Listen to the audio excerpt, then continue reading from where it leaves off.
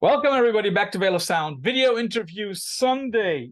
And I'm very, very happy to once again stick to our slogan, lifting the veil from underground music, because I'm afraid that the guy I'm talking to just doesn't get enough props and doesn't get enough listeners.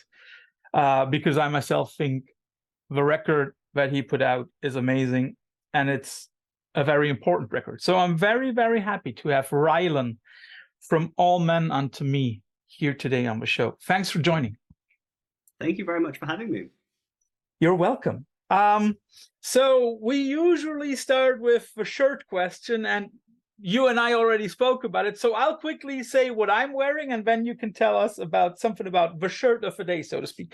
So in honor for talking with somebody who's living in Glasgow, if I remember correctly. Edinburgh, close enough. What is it? Edinburgh? Edinburgh, yeah. Close enough. Well, close enough. Scotland. Oh my goodness, I know that I'm going to get hate mail for that. So from Edinburgh, of course. But I chose something from Glasgow, one of my favorite Glaswegians of all time, Ariogram. With a little shout out to my friend Craig, who once said, after I asked him where I can get the first 2 EPs, and he said, try it on eBay. I got them. It was a lot of work. Nevertheless, so Rylan, what is your shirt of the day? Well, the last shirt that I bought was from the band Healthy Living. So that's with Amaya Lopez Caramero, Scott McLean, Stefan Perch. I'm saying that right. And it's very cool. It's from their album, Songs of Praise, Songs of Abundance, Songs of Praise. I really should know that. That's really embarrassing. It's very cool. It's got an old-fashioned kind of crutch on the front. It says Healthy Living across the front as well. Yeah, we'll come to that whole group of bands also a little later. Your record is called In Transit, and it, of course, indicates, and correct me if I'm wrong, but it indicates a certain kind of process, a journey, isn't it? Yeah, for sure. So In Chemical Transit, I suppose, is about my vocal transition as a trans man, so the process of taking testosterone and moving through the state of different voice. But equally, I think about the emotional process of all of that journey, kind of hinged on a Mozart aria, Voi che sapete, from the Marriage of Figaro. So yeah, transition is kind of talked about in a lot of different ways in the album. You've already mentioned it, so it's in chemical transit. Stupid me, forgot that one. But let's first ask a very simple thing. I mean, like nowadays, through chemicals and surgery and everything else, it is possible to, for lack of a better word, form your body into what one wants it to be and what one feels it should be. How thankful are you for this chance? Because let's face it, 100 years ago, it wouldn't have been possible.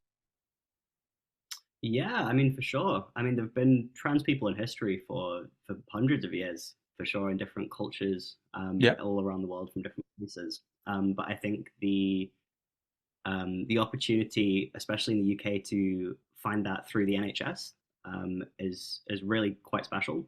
And it's not an easy process, for sure. There's a lot of waiting lists. There's a lot of chats. There's a lot of conversations. But yeah, ultimately, for me, it has been life-saving. It's very much been the reason why I'm still able to be here today. We'll come to that life-saving moment in an aspect in a moment. You've already said that there have been transgender people throughout history. That is clear. But then again, we should make it clear that when we talk about transgender in the last couple of centuries, then we're basically talking about people who use clothing as a sign of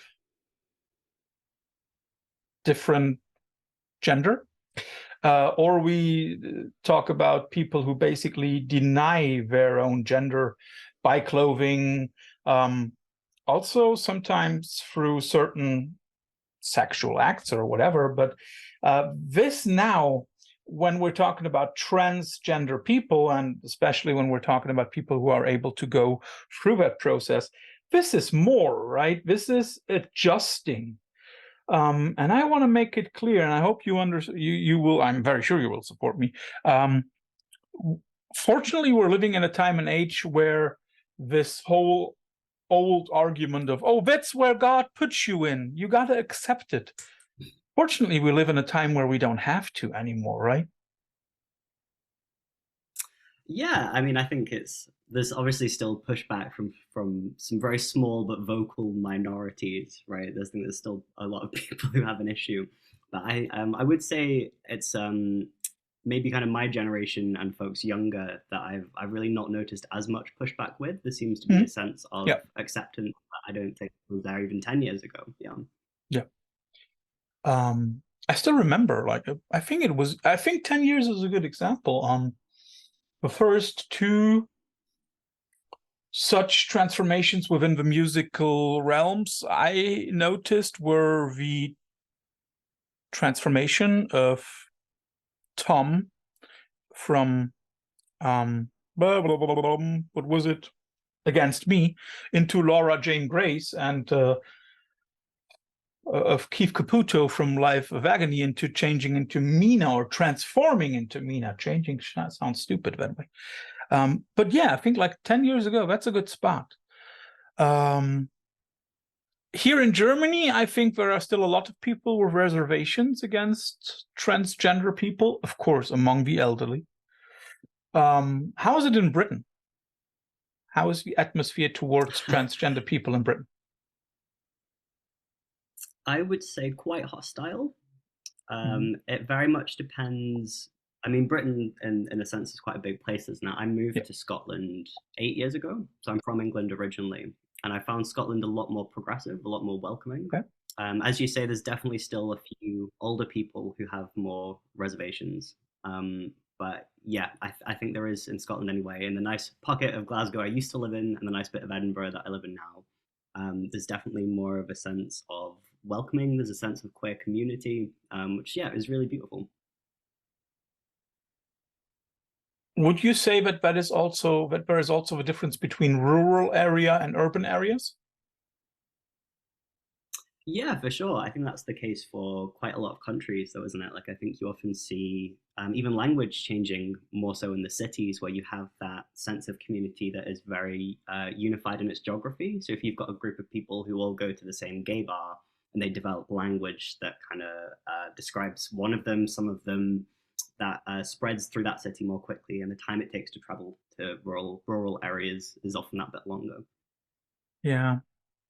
Yeah, I can also remember, I mean, like, I'm coming from Cologne, so the gay capital of Germany, one of the most wonderful cities I've ever not only been to, but when it comes to that, I still have to say the best parties that I've ever attended in Cologne were basically the parties in the gay bars. Well, it was just so much fun.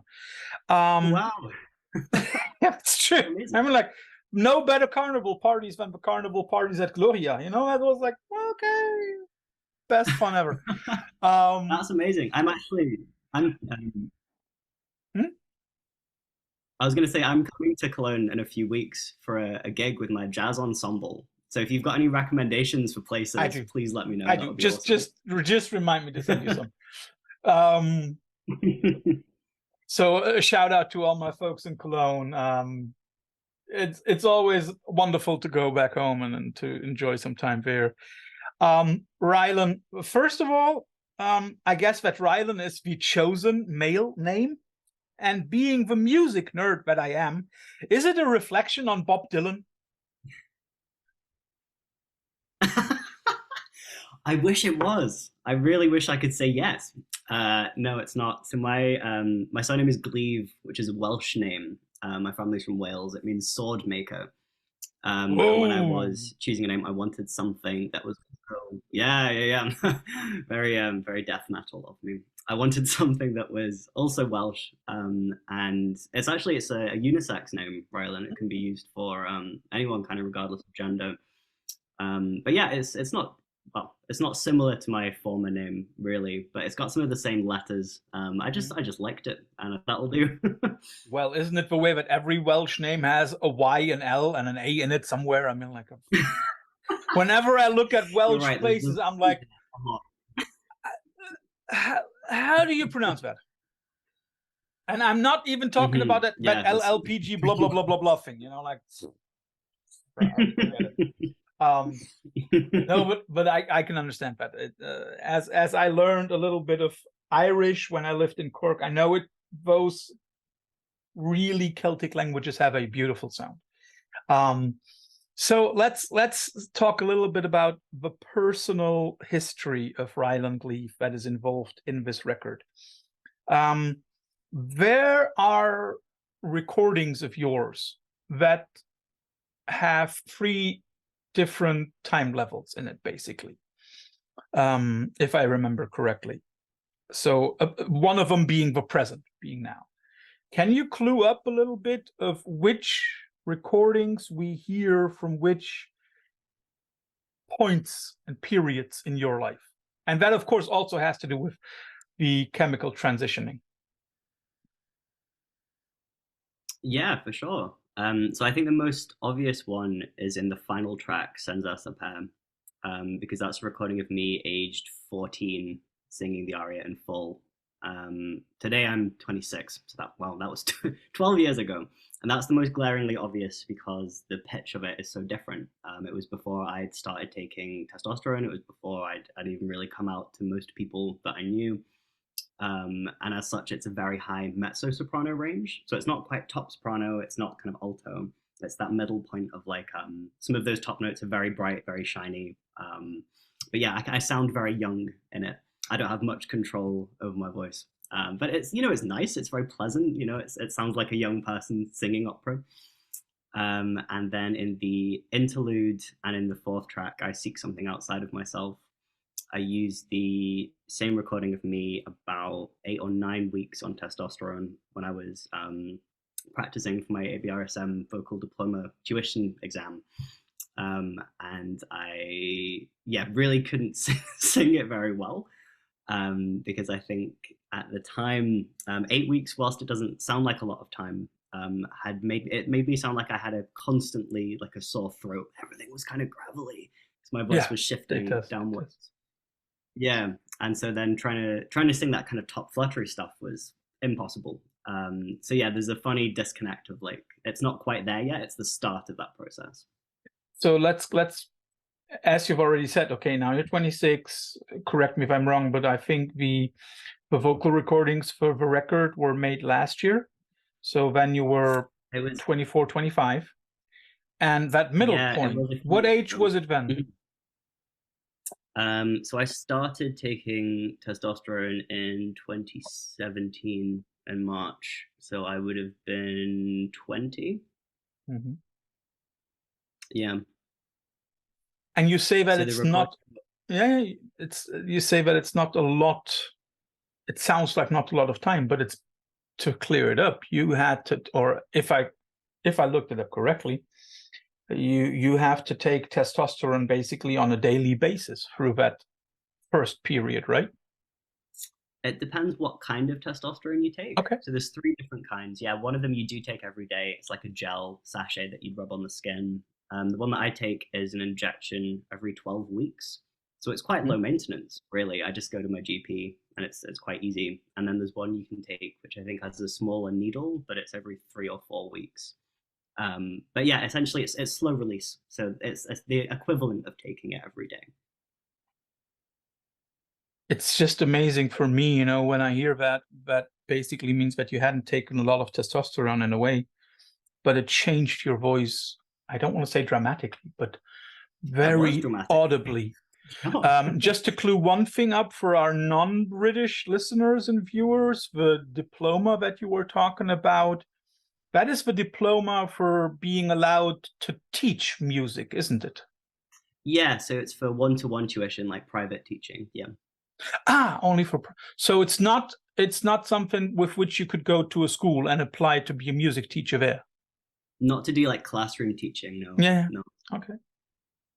You need a tuition to do that in Britain. Wow.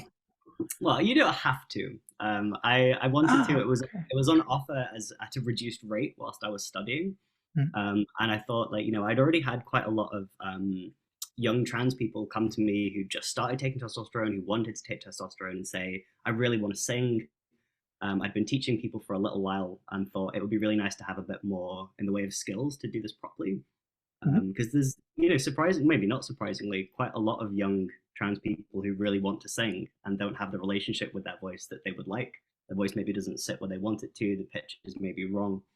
And yeah, I think it's nice as a music teacher to show them that you've also had that experience, that you can Mhm. understand where they're coming Mhm. from, not just say, oh, just do some exercises and it'll be fine. Yeah, yeah. Um, Just go on, ruin your voice. You don't even. yeah. Uh, do you still do that? Do you still teach? I did for quite a long time. I don't do much one-to-one tuition anymore, but I do a lot of workshops. Mhm. So I'm going to the Stoller Hall in Manchester for part of Manchester Pride in a couple of weeks to do a workshop for young trans singers, kind of beginner trans singers. It's really rewarding. It's really fun. You meet really interesting people. I guess it's also even more rewarding than normal musical teaching or teaching in general, because as you said, there are a lot of trans people who want to express themselves, right? And I think that the voice is, of course, the thing that you need for that. And at the same time, whichever process you're going through, it has an effect on your voice. I mean, like, we all notice it as soon as we have a cold. Our voice, it's more itchy and scratchy and whatever. And I guess that is even harder. You see, I'm sometimes trying to find the right words for that. But when you yourself listen to those recordings from your age 14, from age 20, do you still connect that with yourself? Is that you, or is that another form of you? That's a really good question. I know. Um, yeah, I think I recognize it as like a past tense of me. Mm-hmm. It's still, yeah, I still feel connected to them in some way, but in the same way, I guess, that you might look back on like your childhood and think, yeah, well, I kind of know that person, but I'm not that person anymore. I've grown from that person. They might have been the kind of cocoon that the caterpillar was in, and I've kind of expanded into this butterfly or whatever. So yeah, there is this a sense of connection, but I think there's definitely that sense of disconnect, Mm-hmm. because obviously when I speak now or if I sing now, my voice sounds very different. Of And course. obviously boys who like cis boys who've been through puberty, so like obviously when you went through puberty, your voice will have dropped. Do you remember much of what your voice was like before that? I don't. Yeah. And I think the more time you spend away from it, right, the more time you kind of it's hard to recall what that was Yeah. like. Yeah. I mean, like, I think it's hard for everybody to listen to him or herself, um, because the way that we hear our voice is always different from what the other people hear. Um, Yeah. but I guess in that case, it's even very, very much different. You say that you still feel some kind of connection to it. The process, the transit that you have gone through. Let's go to the start of it. I was just wondering about that a moment ago. How did your parents react when you came out to them as not only gay, but also transgender? Yeah, they didn't like that. Oh, wait, did you um, come out as gay and at all? Because, you know? yeah, so I think actually when I was maybe 13 or 14, I thought I was a lesbian. So I told my parents that. And they kind of didn't care, which was good. And then I kind of, because I knew that I was queer, I knew that I wasn't straight, but because I hadn't realized, I hadn't had the language to describe that I was trans, I didn't really know what that was. So I thought I Yeah. must be a lesbian. And I dated this very nice woman, and I was not a lesbian. And then, yeah, I think started dating this guy and thought, okay, well, I may be bi. I don't know. But I think sexuality and gender then are kind of tied, for me anyway, quite intrinsically. No, they're not. Because No. yeah, so yeah, my parents were not super. I don't think I ever came out to them as gay. I think I just dated lots of men, and they were like fine. But I think for them, they're not that much older. They're not super super old. But they are definitely from a different generation where it was seen as, I guess, a not a moral issue, but a thing that was kind of fine for other people, but not for my child, not for my kid. Mm, So yeah, there was a fair amount of tension in those first few years. It wasn't super easy. I can imagine. You know, I guess that your parents are probably like my generation. I guess I'm 44. I guess your parents, with the way you say it, they won't be much older. They're a fair bit older than you. Yeah, yeah. Yeah. 44 is not old.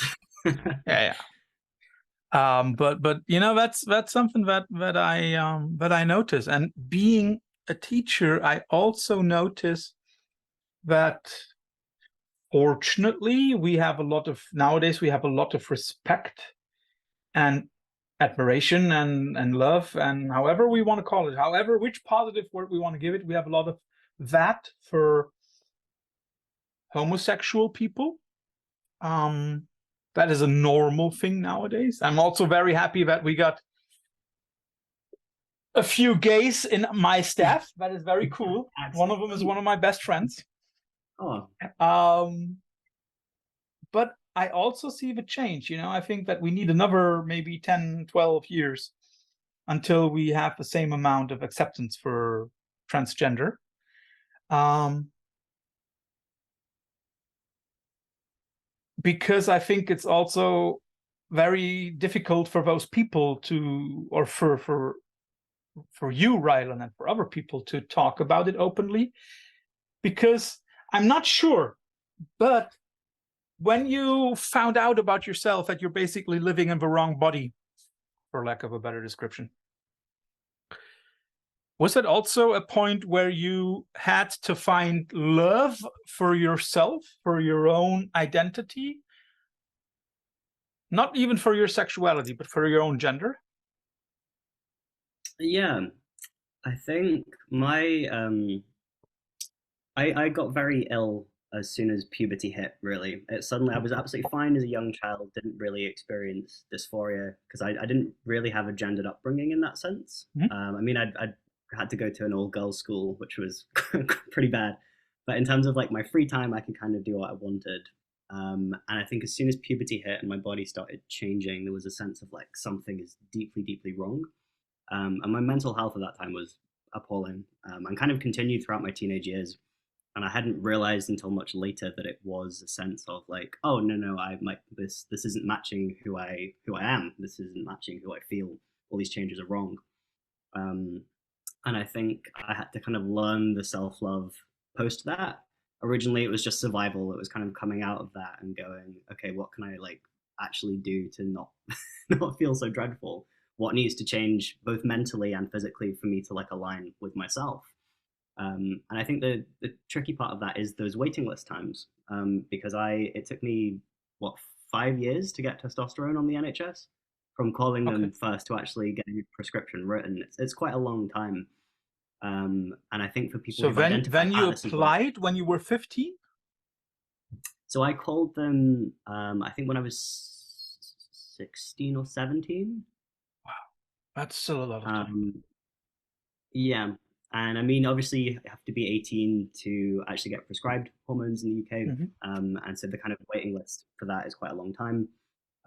Because I'd had a history of not great mental health, I had extra appointments to make sure that this is what I wanted. They were, Yeah, certain yeah. this is what I was doing. And then obviously there were delays in the system because it's the NHS, it's overworked, it's overloaded. Letters get left here, references, there's a lot of issues, and then COVID. So yeah, like I think yeah, there had to be a lot of self love learned in that, because when you're waiting for so long for when you never have an end point, it feels endless. Mm. There's a sense of how do I make myself feel okay in the meantime. If I can't change anything, what do I have to do mentally to still keep dealing with the world around me? And then did that amount of self-love grow through that process? Ooh, another good question. I mean, I Sorry. think, yeah, no, it's If fascinating. it's too It's just personal, you stuff I don't have haven't to really. answer. But No, not at all. I think really interesting because you're asking questions in a way that I wouldn't normally think about. So it's really interesting to figure out what I actually think. um, I think I think it did very slowly because obviously, whilst my voice on testosterone started getting quite weird quite quickly, things like your face shape changing or growing facial hair, or your voice actually settling properly, those things take a really long time. I've been on testosterone for 5.5 years now, and I still can't grow a beard. You know, I've got like a little bit of like scrappy neck fluff that just looks ridiculous. It's a lot to do with genes, isn't it? You know, some people. I know. Look at your beard; it's gorgeous. Very jealous. Very jealous.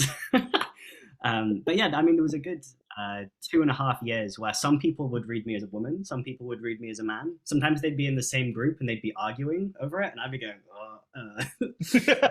yeah, it's really funny. But yeah, it wasn't until probably about 3 years taking testosterone that I was consistently in public read as male.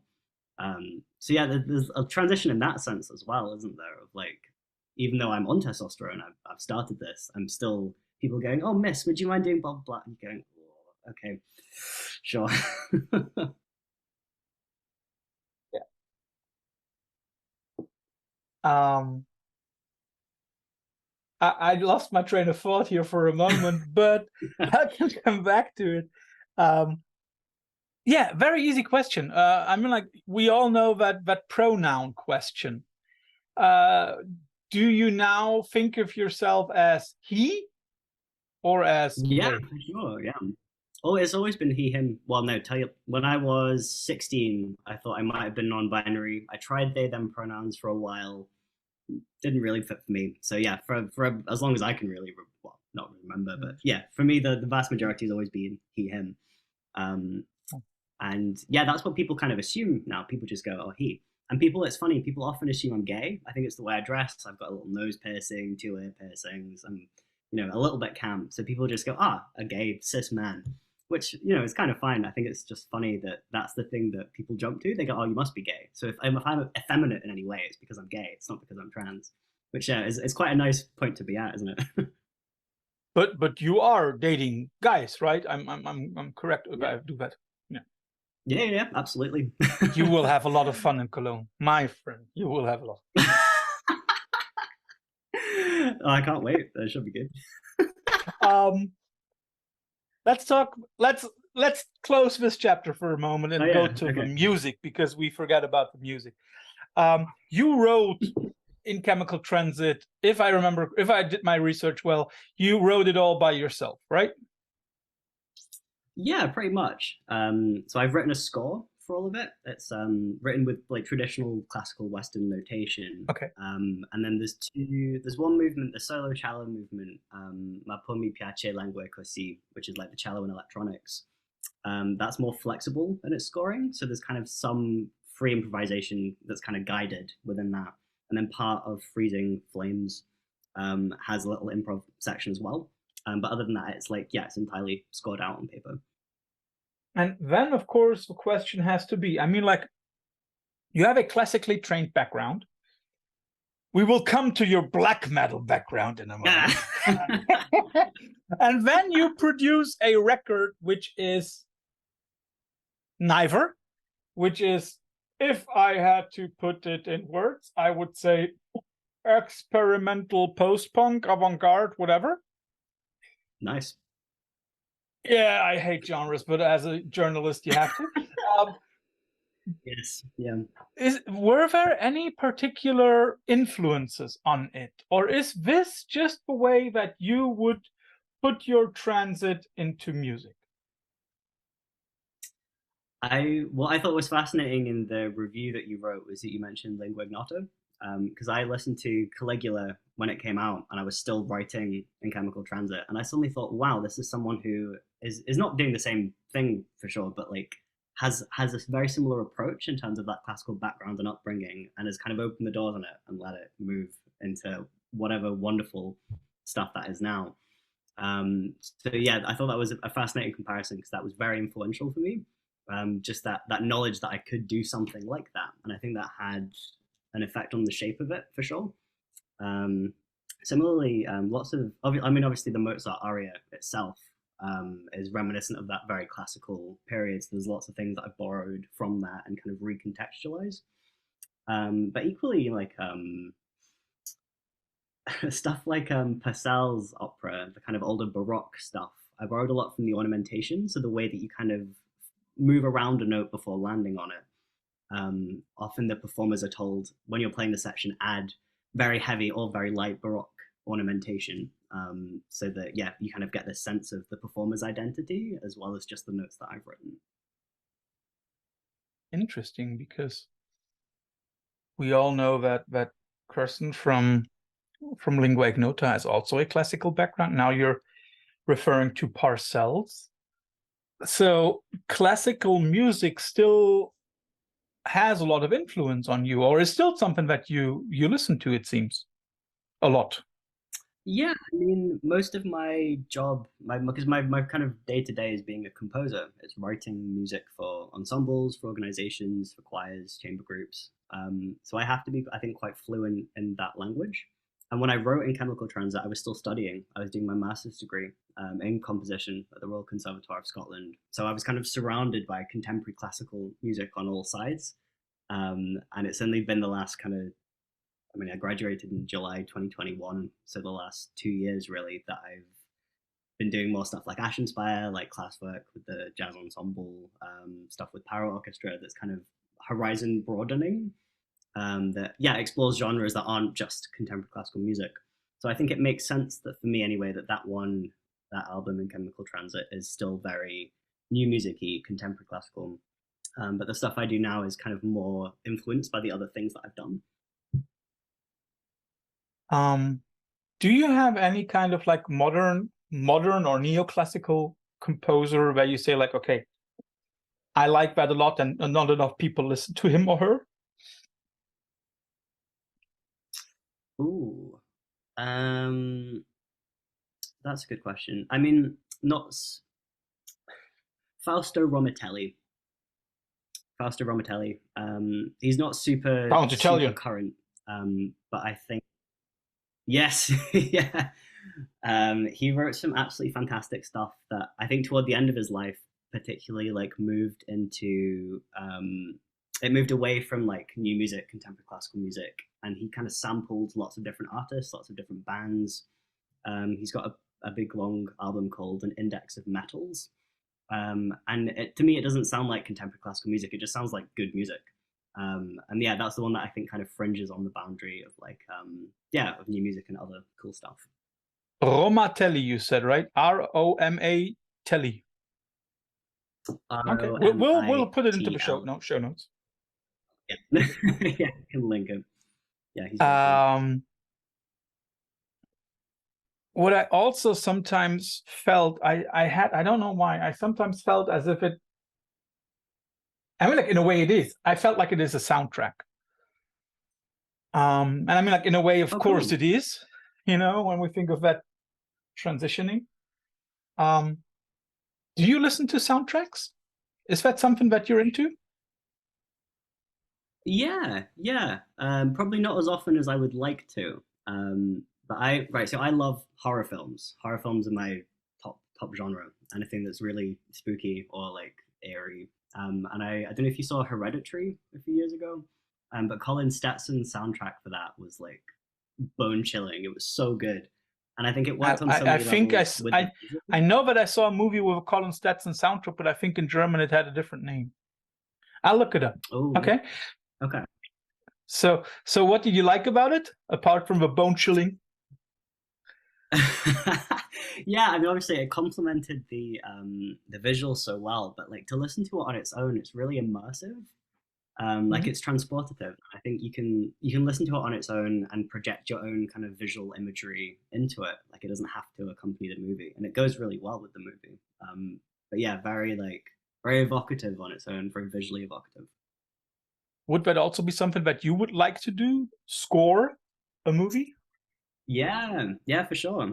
I mean, I did a couple of student projects when I was a student, but I think visuals is something that I'm coming around to after, because I don't think I'm particularly visually minded. I can never take a good photograph. I can't get the composition right. The lighting is all confusing. But I think visuals and aesthetics is something I'd like to be a lot better at. And some of that comes back to In Chemical Transit, like in the live performance that we did in Edinburgh. Costume was a really important part of it. Like I had my big floaty sleeved dress shirt thing, and the big train of the skirt. Then I tucked it up, and I kind of had my massive shoes, which are very important.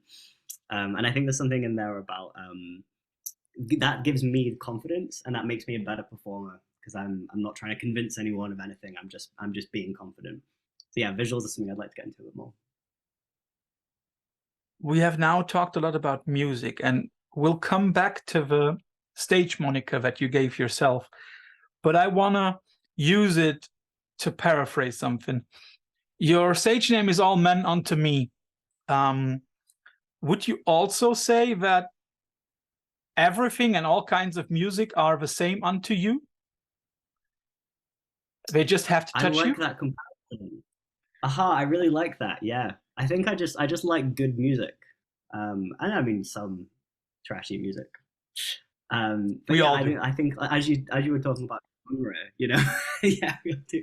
But as you were talking about genre, it made me think like the music that I like to make, I think exists in the gaps between genre, like it overlaps them, and as such, like yeah, I like that I don't, as I'm not a journalist, I don't necessarily have to be concerned with them in the same way. Yeah. Yeah, it's just sometimes, you think of stuff, and I know that musicians don't have to think about genres and stuff, and they also shouldn't, in my opinion. Mm. But, people want to have some kind of boxes, right? So Yes, yeah. I know it's helpful, isn't it, for describing? It is horrible because, we are for Veil of Sound right now in the moment of we are preparing a relaunch for the website, and we wanna use genres for people in a way to make our website a little bit more rabbit holier. And we are fighting over genres like, oh, we must include avant-garde death metal. No, we must include American black metal. Where is the difference? But I've now already mentioned your stage moniker a few times. All Men Unto Me. I am not sure, but I figure that it's John 13:32 from the Bible. It is. Why did you choose that as your stage moniker, or the moniker for this project? I think I have quite a complicated relationship with religion and with faith. And the second album that I'm working on for All Men Unto Me. Oh wait, a trans man has a problem with religion and Catholicism, and oh, I cannot see why. Just a few issues. Nothing major, just a few issues. Yeah, but I think I picked it when I was up in Luss in Scotland, in the north of Scotland, and I was recording. Well, I'd written some music for strings for my friend's album. Fergus Hall had written this really beautiful album called Isola, and I'd gone up kind of with the performers, and they had this massive stained glass window in the church we were recording on with that John quote underneath. And I've been thinking about a different stage name, and I don't know, something about that window and that place and that the resonance of that room just really clicked. And I went, oh, of course, this is the name that it has to be. And I think there's a nice, like, there's a nod to masculinity in there, isn't there? Like, all men unto me. It could almost be like a battle thing, or like a war. And I think that's quite funny because I'm, not that guy at all. I'm like not masculine in the very macho traditional sense. So I think it's quite funny to like present that as the kind of men, all men, and then it's like, me turning up doing my little trans album. Maybe to give a full quote for everybody who doesn't know the Bible by heart like I do. John 12:32 is, and I, if I be lifted up, will draw all men unto me. That is the full quote. That is what is being put into the Messiah's mouth. You know, that is what that how do you call it? That gospel tries to tell us, that he said. So I also like the idea of if I be lifted up. There is this little bit of doubt in there. Do you doubt yourself as a musician, or are you very, how should I say, do you know your strengths? Let's put it like that. I'm learning them for sure. I think, I think due to that kind of teenage period of being really unwell, and everything that kind of followed that, had really, really crap self-esteem for a really long time. And it's getting there. It's, I'm really, really trying to work hard on it. But I think there is that little bit of doubt. And I think most musicians have that little bit of like, is it always there? I think if you're working in anything creative, there does tend to be that sense of like quality assurance that's really hard to look at your own work with. Yeah. Are you aware that D.H. Lawrence also used that line from the Bible in one of his poems? Because that's what's one of the first things that I also doing my research find out. He has a poem called Saint Matthew, and it's interesting because it starts with a line that I think can still be applied to the way we as humans deal with each other. He says, they are not all beasts. One is a man, for example, and one is a bird. I, Matthew, am a man, and I, if I be lifted up, will draw all men unto me. That is Jesus. Do you all, I mean, like the way you responded right now, you don't know the poem, which is totally fine. But do you feel as if there is also a little bit of ambiguity in the title, and that is what D.H. Lawrence used? Because basically one could also say all men, referring to the plural of man, or referring to the plural of humans. Do you think that there is some ambiguity for you yourself in the title as well? You know, talking about males or all humans? I like that as an idea. I can't lie and say that I've thought of it. I wish I had. But yeah, I think ambiguity on a broader sense for sure exists within the project and within the project name. So yeah, it's not a stretch to say that that might also be applicable. But yeah, and now you see why I came up with this question as a build up to the next one. I think one thing that we should also clarify here, although you are a trans man, although you are still on testosterone, although you're going through that process still, we shall not make you a poster boy, right? Because every person is one person, himself or herself. Yeah, for sure. And I can only speak for myself, can't I? I can't speak for the rest of the community, the trans community in any way. Everyone's experience is very different. So yeah, I appreciate that, because it's often that you do get made into the kind of golden boy of this person has said it, so it must be true. And I'm going, that's just about me. That's not about anyone else. Do you also encounter this? Oh, you, as in you people, you trans. Do you also encounter that sometimes? A little bit, yeah, a little bit. I think what is most common is people who really have the right ideas, the good intentions, and then maybe they just phrase it in a way that is slightly not right, just slightly off. And you can hear the good intentions, you can feel the empathy, the curiosity, the warmth, and then they just slightly put their foot in it just a little bit, and you have to go, okay. You have to really remind yourself. They're not trying to be rude. Yeah. I mean, like, as I've said before, it's also hard for me to, find, I mean, like, first of all, English is not my mother tongue, but second of all, it's also, I think, hard to find the right word in no matter which language you're talking about it in. Oh, yeah. Absolutely. But as I've said before, we also, now that we have talked about the music of all men unto me, and everybody should listen to In Chemical Transit, everybody should listen to it. It's one of the two records that I say people who are curious and who want to find out more about deep personal experience, that they should listen to in 2023. The other is Divide and Dissolve Systemic, but that is something very different. So I think your record is an important one because it raises questions, and because the music is simply brilliant. And I like the different versions of Mozart in it. Oh, thank you. We also have to talk about some other stuff. One of them being Ashenspire.